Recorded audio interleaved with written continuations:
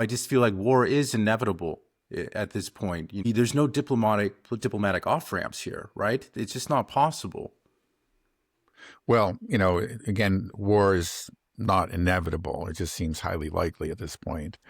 Again, there are these constraints that we talked about, the lack of interceptors, the the fact again that Israel, I'm pretty sure, does not have a sufficient stockpile of interceptors,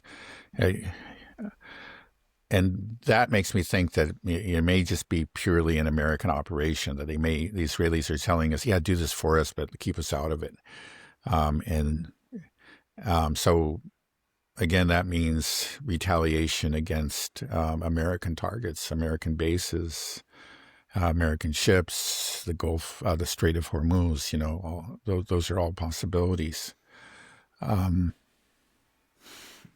Okay, then let's just play this out a bit then, Dad. How do you see this going? Do you expect you said it's likely that the U.S. will carry out some type of strike. So you imagine that this is going to be a continuous air campaign.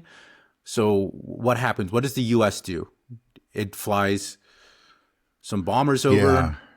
Yeah. Well, I think they're going to strike military and political targets. I would assume they're going to go after Iran's, missile arsenal and its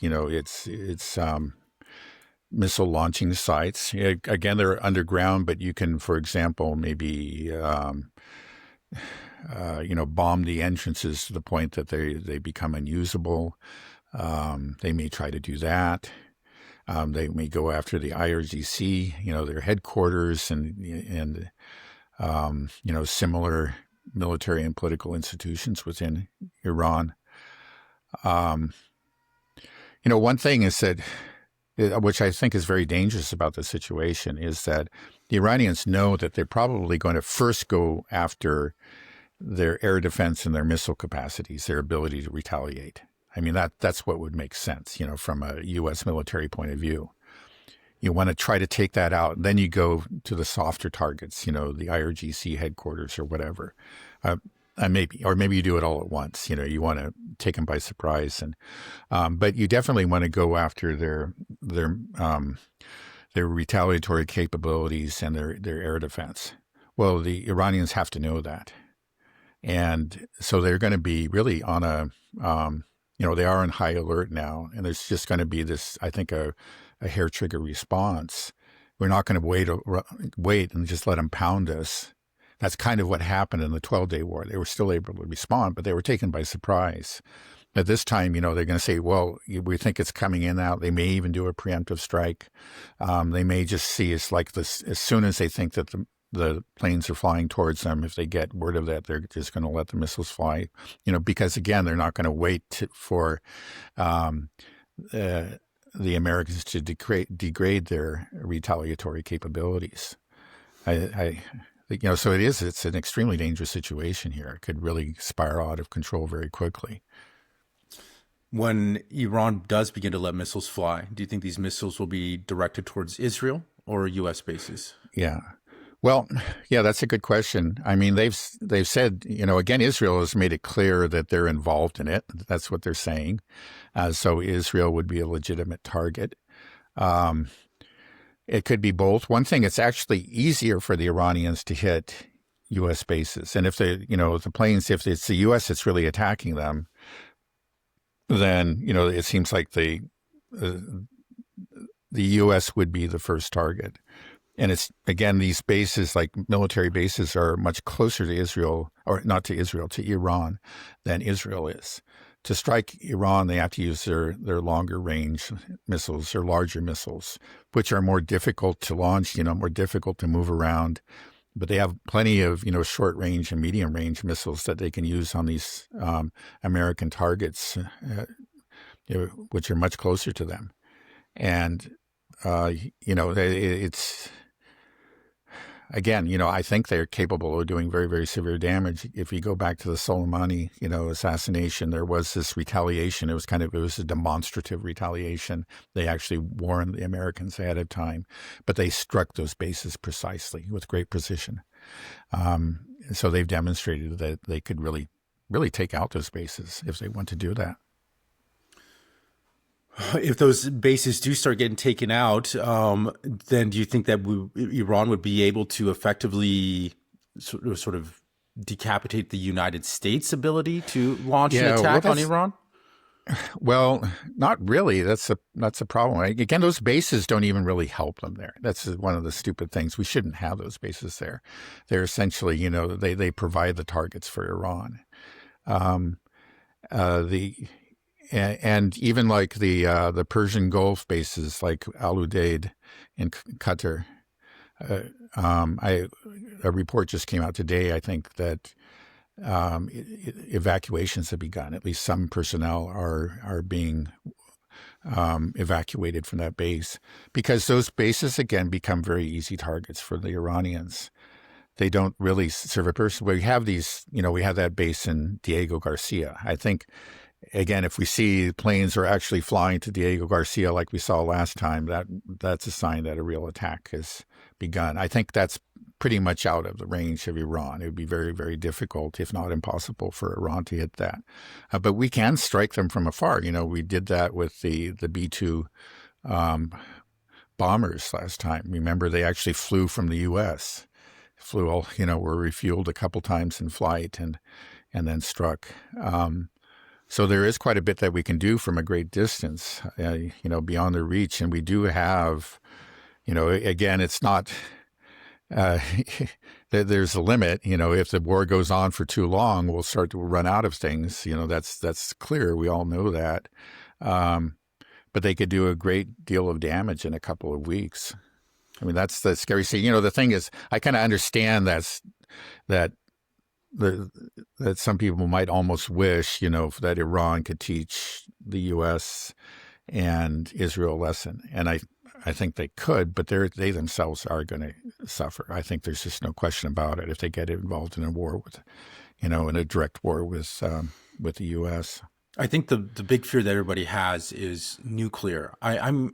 I'm skeptical about the amount of damage that the U.S. could do conventionally, just because we talked about just limited capacity and ability to produce missiles. I mean, because one thing is just when we did cover the Ukraine war, it allowed me to see just how much a country can absorb, the size of Ukraine, where it's getting pummeled constantly by hypersonic missiles, thousands of drones, huge fab bombs. And it goes on year after year after year. Yeah, the U.S. can't sustain that level of type of bombing and operation. Russia's right on the border. They have absolute air superiority. You're talking about flying sorties from the United States. How big can those be? How many can you do?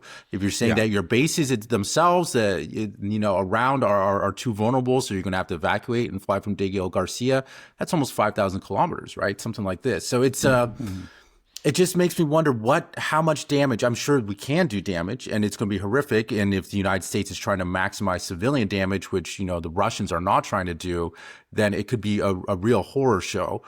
But the reality, when I just look at it, and when I think about how the Ukraine war has played out, this is a modern war, and I'm thinking about how this war will play out, I just don't see how the U.S. can do it. Yeah. Well, yeah, we'll say, those are all very good points. And, I don't disagree with them. They can do damage. I mean, they can cause real suffering. I mean, that's what I'll say. But especially it depends on what kind of targets that they pick. If they're very, very careful to avoid civilian targets but that's just not been true of the U.S. in the past, let's be honest. And definitely not Israel. Definitely not Israel. Yeah. So, but can they really seriously degrade Iran's capabilities, its ability to fight, in the long run? Again, it's different. We're talking about purely an air war and their ability to conduct an air war. And one thing, it has to be pointed out in the case of Ukraine, Ukraine obviously can still put up resistance on the ground. Obviously it can to this day, in spite of the pummeling that it's received. But their ability to wage war from the air was eliminated almost immediately. And now even their air defenses are just almost completely gone, in spite of all the support that they've received. So, and that's the thing, is that when we're looking at Iran, we're looking at an air war. And maybe, again, it's more difficult for the U.S. because, like we're saying, they do, like you were saying, they have to fly from farther away. They are subjected to certain constraints, and that makes their missions more difficult than they were for Russia. But Iran again is a large country. It has prepared for this. I'm assumed that it's prepared very wisely for this. One thing that makes me worry is I think, as other people have pointed out, they should have been better prepared for the economic war. And I think, it's suspected, and I think it's true, like that the sudden fall in the Rial probably was not accidental. It was part of the economic war. Just think about what's going on. We got those statements, like the first statements that, we need to attack Iran. They came in December, and we started talking about, okay, it looks like something's afoot. Right. Then you get the sudden collapse of the Rial. Then, you have protests, which are natural, just over the Rial and inflation. But then immediately that turns violent, and you have Israelis boasting about Mossad help for him. You look at that, and it's hard to believe that the fall in the Rial was entirely accidental, right? It may have been, but No. I suspect that it was not. But the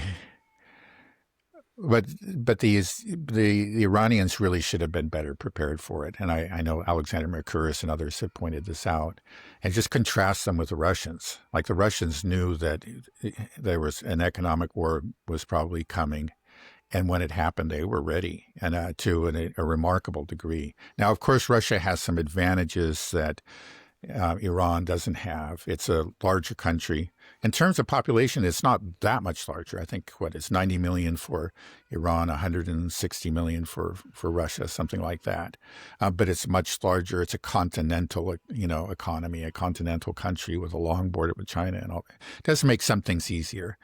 They had some strengths, kind of objective strengths that Iran didn't have. But it was more than that. I mean, they obviously planned, and then when it happened, they had, you have to say, really very skillful economic management. They quickly got out of trouble. The ruble started to collapse, like the Rial collapsed, but they had mechanisms to bring it back on, and it very quickly stabilized. So there was some, you have to say, at least it seems to me that there was some real incompetence on part of the Iranians when it came to economic policy. And I hope that doesn't extend to the military. I think probably it does not. But, we'll see. You never know until we talk about it and you hear rumors and, of what each side's capabilities are. And then you never really know until it actually happens, in other words, when war breaks out. Is Iran, are they having any luck in stabilizing their currency, or is it in free fall? Nobody's talking about that, which kind of suggests that it probably is not still in free fall, or else that would be part of the reports. So I don't know exactly what's happened, but I don't think it's recovered its value. And just the overall problem of inflation, part of that will be due to the weakness of the Rial, which is, that'll affect the cost of imported goods, certainly. But it shouldn't affect the cost of, domestically produced goods. I think there was this other economic mismanagement. Again, I think it was from the Responsible Statecraft website, which is generally very, very good, that there was some money printing, to address budget shortfalls, and which again is just really stupid. You just never do that. So it does seem to be some incompetence in the economic sphere, let's say. Maybe I'm not being fair. My understanding of the situation is limited, but that's the way it appears to me.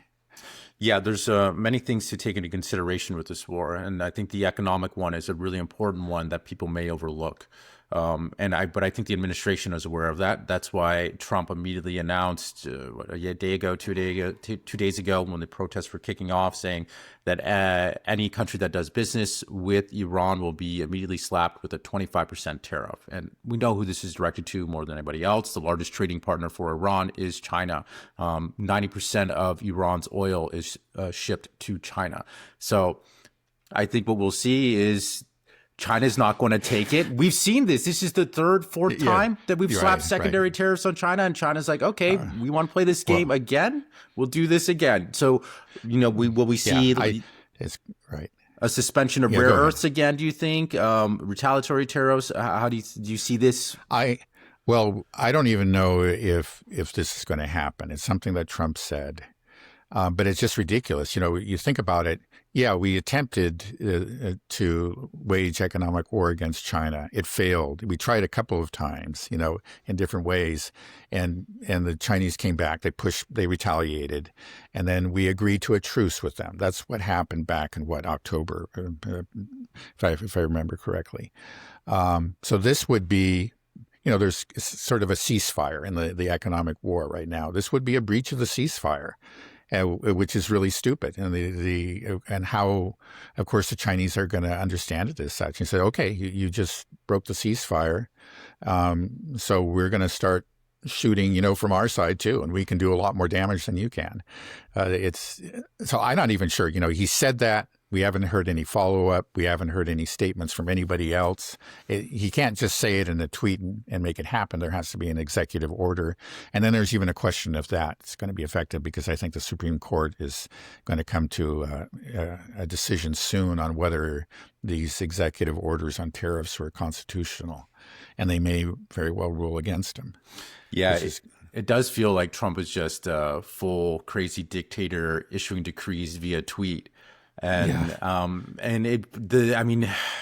it seems like he's able to get away with a lot of it. It just kind of what he does say just kind of often happens. But if that's the case, you've just completely destroyed the global economy. If it's just one guy that can just wake up one morning and tweet and say, "Okay, we're going to just blow this whole thing up," it's just.